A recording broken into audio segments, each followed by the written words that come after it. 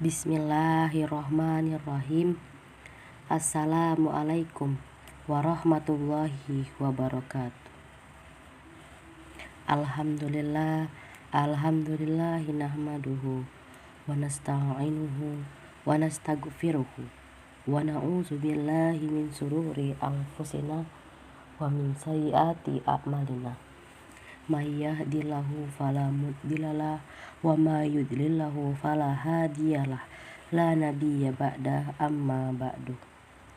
Segala puji bagi Allah Subhanahu wa taala yang telah memberikan kita nikmat yang banyak sehingga kita dapat melaksanakan perkuliahan kita pada hari ini. Langsung saja saya akan memperkenalkan kelompok saya yang terdiri dari 2 orang. Yang pertama yaitu saya sendiri, Indah Kesuma. Yang kedua yaitu teman saya yang bernama Lili Ramadhani. Langsung saja saya akan membacakan pembahasan saya terlebih dahulu. Yang pertama yaitu kebijakan pemerintah Orde Baru di bidang pendidikan Islam. Yang kedua, kebijakan pendidikan Islam pada era reformasi. Yang ketiga, kebijakan pendidikan Islam masa Orde Baru. Yang keempat, keberhasilan pendidik Islam pada masa Orde Baru. Yang kelima, kurikulum pendidikan Islam pada masa Orde Baru. Lanjut, saya akan membacakan penjelasannya. Yang pertama, tentang kebijakan pemerintah Orde Baru di bidang pendidikan Islam. Ketika memasuki era Orde Baru tahun 1966, MPRS mengeluarkan ketetapan nomor 27 MPRS 1966 bab 1 pasal 1 mengatakan bahwa pendidikan agama menjadi mata pelajaran di sekolah-sekolah mulai dari sekolah dasar sampai dengan universitas negeri. Demikian pula halnya dengan TAP MPR nomor 4 MPR 1978 yang memuat GBHN mempertegas kembali pelaksanaan pendidikan agama mulai dari sekolah dasar sampai perguruan tinggi. Bahkan lebih rinci lagi dijelaskan pada keputusan pemerintah nomor 08-C-U-1975 bahwa pendidikan agama di sekolah dasar sampai sekolah menengah merupakan salah satu bidang studi. Bidang studi pendidikan agama diajarkan dalam tiap minggu 2 jam untuk kelas 1, 2, 3 SD, 3 jam untuk kelas 4, 5, 6, serta 2 jam untuk SMP dan SMA. Bahkan menjadi penentu kenaikan kelas jika nilai PAI tidak mencapai sekurang-kurangnya 6. Berbagai kebijakan pemerintah dalam rangka memperkuat kedudukan pendidikan agama.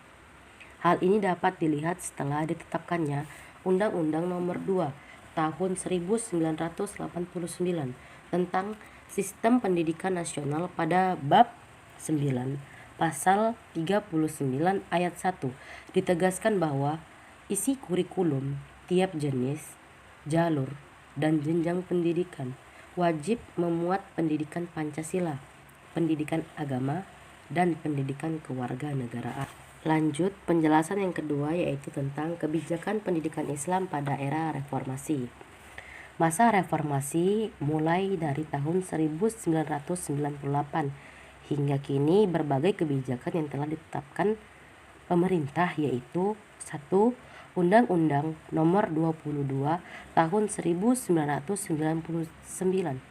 Pemerintah Otonomi Daerah. Kebijakan tersebut mengisyaratkan kemungkinan perluasan wilayah, termasuk pengelolaan dan pengembangan pendidikan.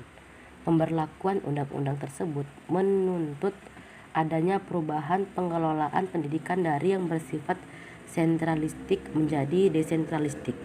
Yang kedua, Undang-Undang Nomor 20 tahun 2003 tentang Sistem Pendidikan Nasional yang merupakan penyempurnaan dari Undang-Undang Nomor 2 Tahun 1989. Yang ketiga, Undang-Undang Nomor 14 Tahun 2005 tentang guru dan dosen yang terdiri dari 8 bab dan 84 pasal, memuat berbagai kebijakan menyangkut kedudukan, fungsi, tujuan, kualifikasi, hak, dan kewajiban pembinaan dan pengembangan, penghargaan, perlindungan sanksi, cuti, dan lain-lain sebagainya bagi guru dan dosen. Yang keempat, Peraturan Pemerintah RI Nomor 19 Tahun 2005 tentang Standar Nasional Pendidikan yang memuat 8 macam standar, yaitu standar isi, standar proses, standar kompetensi lulusan, standar pendidik dan tenaga kependidikan, standar pengelolaan, standar sarana dan prasarana, standar pembiayaan, dan standar penilaian. Yang kelima, Peraturan Pemerintah Nomor 55 Tahun 2007 tentang Pendidikan Agama dan Keagamaan. Kebijakan ini diharapkan dapat membawa perubahan pada sisi manajerial dan proses pendidikan Islam.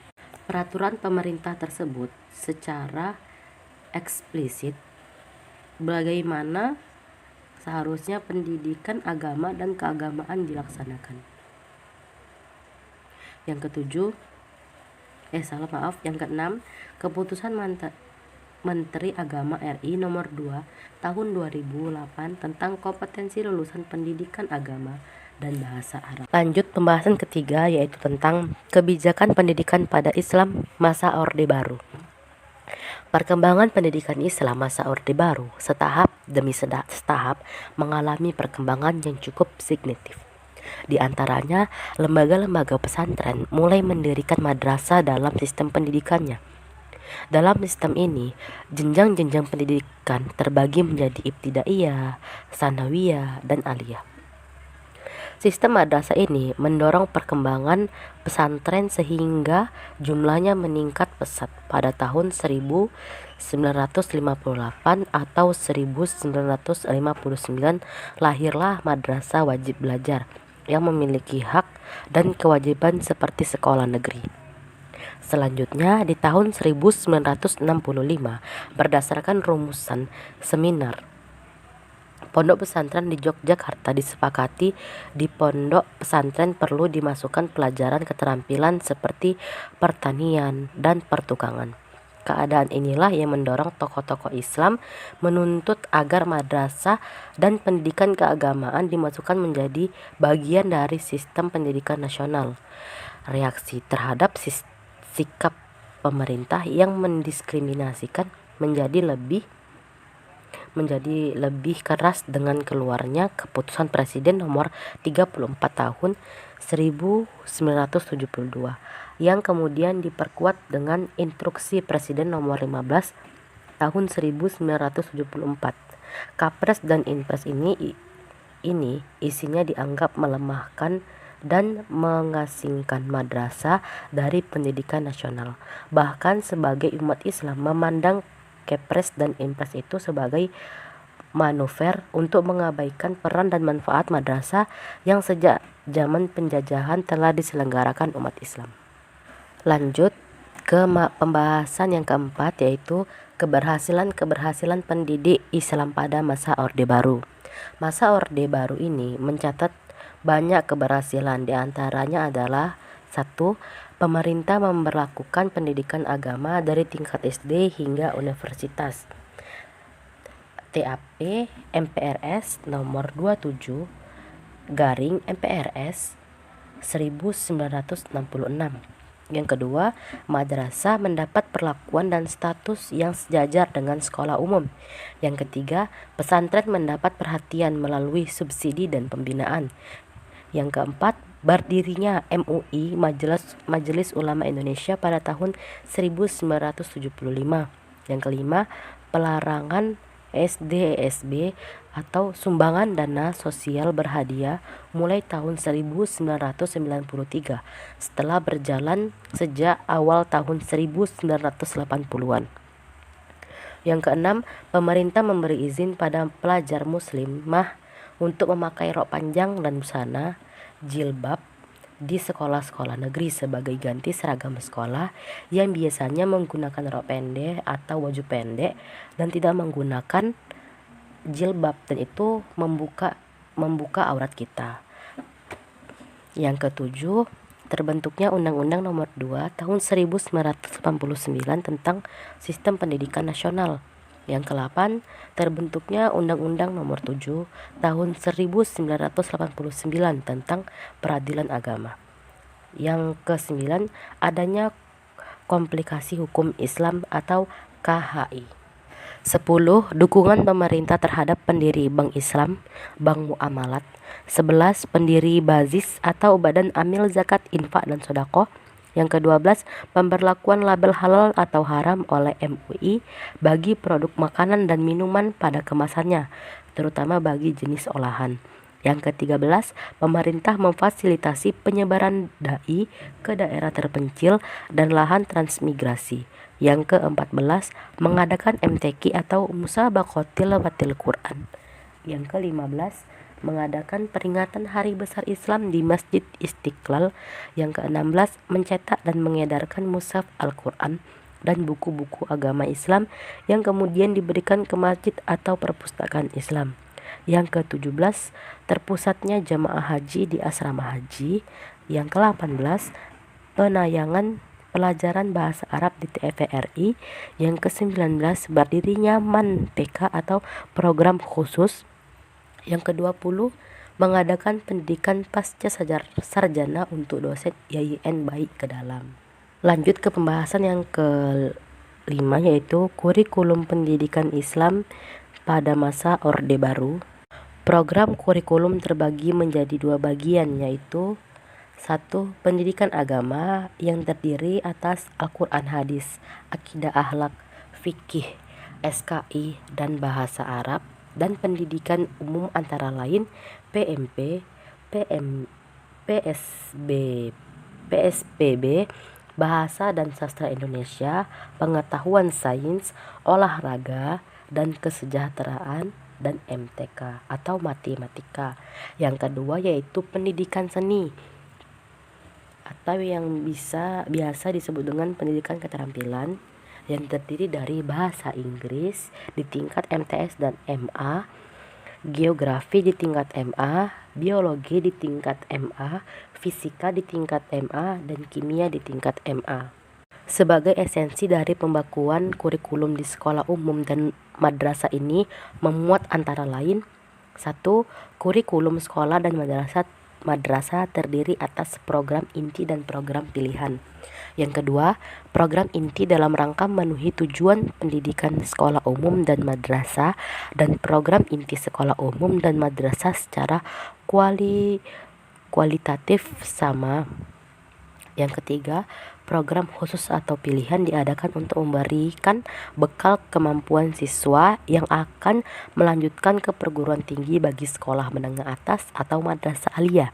Yang keempat, pengaturan pelaksanaan kurikulum sekolah untuk sekolah umum dan madrasah mengenai sistem kredit semester, bimbingan karir, ketuntasan belajar. Yang kelima, hal-hal yang berhubungan dengan tenaga guru dan sarana pendidikan dalam rangka keberhasilan pelaksanaan kurikulum akan diatur bersama oleh kedua departemen yang bersangkutan. Di antara rumusan kurikulum tahun 1984 memuat hal strategis sebagai berikut: 1. Program kegiatan kurikulum madrasah, MI, Madrasah Ibtidaiyah, MTS, Madrasah Sanawiyah, dan MA, Madrasah Aliyah tahun 1984 dilakukan melalui kegiatan interkurikuler, kokuler, dan ekstrakurikuler, baik dalam program inti maupun program pilihan. Yang kedua, proses belajar mengajar dilaksanakan dengan memerhatikan keserasian antara cara seseorang belajar dengan apa yang dipelajarinya.